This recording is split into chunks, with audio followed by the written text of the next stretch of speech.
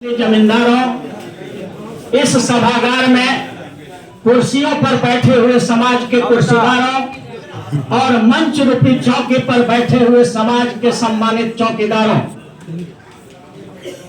इस भारत की बात तो छोड़ दीजिए। सबसे पहले हम अपने दुनिया के टॉप 10 स्कॉलर में बाबा साहब भीमराव अंबेडकर का नाम आता है। उनके सम्मान में दो शब्द कहना चाहते हैं कि बाबा साहब आप जिंदा थे तो सुनने का जी करता था। बाबा साहब आप जिंदा थे तो सुनने का जी करता था।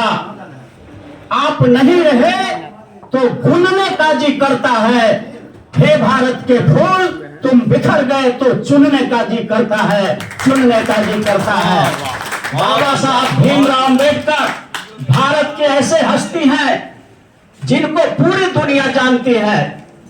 और आप जानते ही हैं, सब लोग जानते हैं, विद्वान हमारे सभी साथी हैं, आप सब लोग जानते हैं कि जो गरीबों की लड़ाई लड़ता है वही देश और दुनिया का महान नेता होता है। आप उदाहरण ले लीजिए, साउथ अफ्रीका का नेल्सन मंडेला 27 साल जेल में रहा, गरीबों की लड़ाई लड़ा, आज वो पूरे दुनिया में छाया हुआ है। मार्क्स की बात ले लीजिए, रूस में लेनिन की बात ले लीजिए, गरीबों की लड़ाई लड़ा, कहा कि दुनिया के मजदूरों एक हो जाओ, आज वो अमर है पूरे दुनिया में। आप अमेरिका में आइए, वहां पर अब्राहम लिंकन, और आप बात करिए किंग मार्टिन लूथर की बात करिए, और उसी कैटेगरी में भारत में डॉक्टर भीमराव अंबेडकर ने गरीबों की लड़ाई लड़ा। और वो कहां से प्रेरित थे? वो कहां से प्रेरित थे? गौतम बुद्ध से। गौतम बुद्ध ने कहा, कुछ लोगों ने यहां भारत में थ्योरी दिया कि सर्वे भवन्तु सुखिनः सर्वे भवन्तु निरामया। बुद्ध ने इस बात को काटा, कहा कि यह कैसे संभव है?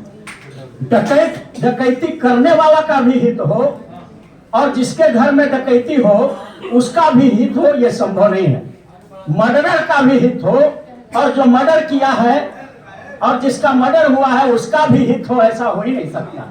बुद्ध ने कहा बहुजन हिताय बहुजन सुखाय। उसमें सार गर्भित प्रश्न है जो दुनिया के महान नेताओं का बात नाम हमने लिया। उसमें यह कहा गया कि शोषितों की हित करो, जिस पर शोषण हुआ है, जुर्म हुआ है, अत्याचार हुआ है, कदाचार हुआ है, जिसको हजारों वर्षों से दबाया गया है, वैसे गरीबों के हित की बात करो, तब कोई बात बनेगा। अगर शोषकों का भी हित करोगे और शोषितों का भी हित करोगे तो शोषण का डिग्री वो और बढ़ा देगा। और इस बात से हमारे बाबा साहब भीमराव अंबेडकर सबसे ज्यादा प्रभावित हुए बुद्धिज्म से, और उन्होंने 20 लाख लोगों के साथ नागपुर में कहा कि मैं जन्म तो जरूर हिंदू में लिया हूं, लेकिन मैं हिंदू बन के मरूंगा नहीं, बुद्ध बन के, बौद्धिस्ट बन के मरूंगा।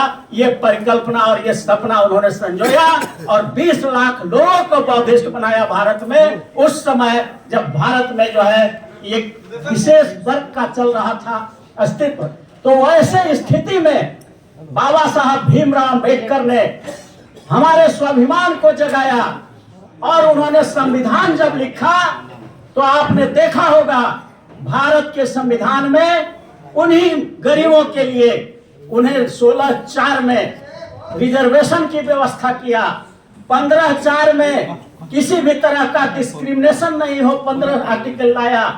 ये सब फंडामेंटल राइट है। 16 में equal opportunity in public employment लाया, 17 में अनटचेबिलिटी को खत्म किया, 18 में टाइटल को, ये सब आर्टिकल है संविधान का, फंडामेंटल राइट है, उन्होंने टाइटल को एबॉलिश किया। 19 में तो आप सब जानते ही हैं, फ्रीडम टू स्पीच और क्या क्या नहीं अधिकार भर दिया। 20 में कहा कि एक ही घटना के लिए 2 सजा नहीं हो सकता है, एक बिल्कुल खत्म हो रहा है। तो हम लोग आज ये कहने के लिए यहाँ पर आए हैं कि अगर बाबा साहब भीमराव अंबेडकर के सपनों को का भारत बनाना है तो हम लोगों को छूटे हुए मार्जिनलाइज्ड जो लोग हैं, जो गरीब लोग हैं, उसको छोड़ करके भारत को आप महान नहीं बना सकते। इसलिए गरीबों की लड़ाई आपको आज न कल वकीलों ने लड़ा है क्योंकि आप देखा होगा कि जब 200 वर्षों से आजादी के गुलामी, अंग्रेजों के गुलामी में जकड़े हुए थे, तो एक वकील समाज, एक वकील महात्मा गांधी आधा धोती पहनकर और आधा धोती ओढ़ करके देश को आजाद कराया। जब देश आजाद हो गया, भारत का संविधान लिखने का समय आया, तो बाबा साहब भीमराव अंबेडकर जैसे अधिवक्ता सामने आए और भारत का संविधान लिख दिया। जब 532 रियासतों में मेरा देश टूटा हुआ था, छोटे छोटे जमींदार लोग चला रहे थे, तो सरदार वल्लभ भाई पटेल एक अधिवक्ता निकल के आए लौह पुरुष के रूप में, और उन्होंने पूरे 532 रियासतों को एक करके भारत का जो नक्शा दिया, वो भी हम ही अधिवक्ता समाज के सरदार वल्लभ भाई पटेल थे।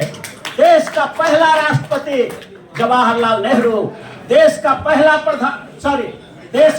राष्ट्रपति डॉक्टर राजेंद्र प्रसाद, पहला प्रधानमंत्री जवाहरलाल नेहरू, सब के सब वकील ही थे।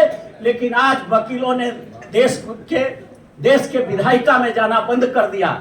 इसीलिए देख तेरे संसार की हालत क्या हो गई, भगवान कितना बदल गया है।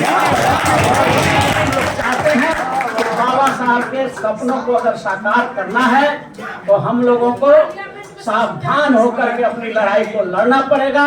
बहुत बहुत धन्यवाद।